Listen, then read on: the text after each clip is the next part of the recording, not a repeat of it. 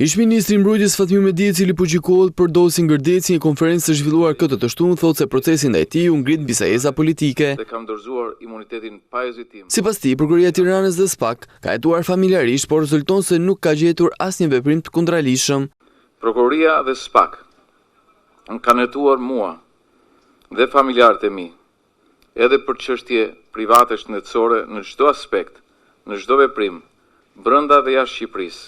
360 gradë, por vetë prokuroria ka provuar në mënyrë përfundimtare se unë nuk kam qenë i përfshirë në asnjë akt korrupsioni. Të gjitha kallëzimet e depozituara në prokurori janë pushuar pasi ministri nuk ka lidhje me shpërthimin e Gërdec. Në vitin 2010-2011 ka pasur 3 procese gjyqësore të zhvilluara në gjykatën e lartë kundër me akuzën për plagosje.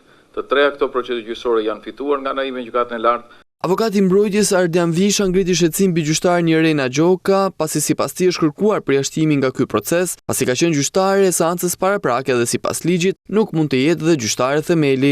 Kemi kërkuar po pranë gjykatës posaçme që të përjashtohet gjyqtarja, duke qenë se gjykata e lartë shmon që të gjitha aktet gjyqësore të realizuara nga një gjyqtare që ka përftuar cilësinë e gjykimit material tej ose pas vlerësimit paraprak si gjyqtare seancës paraprake të njëjtës çështje, të konsiderohen nul dhe absolutisht pavlefshme.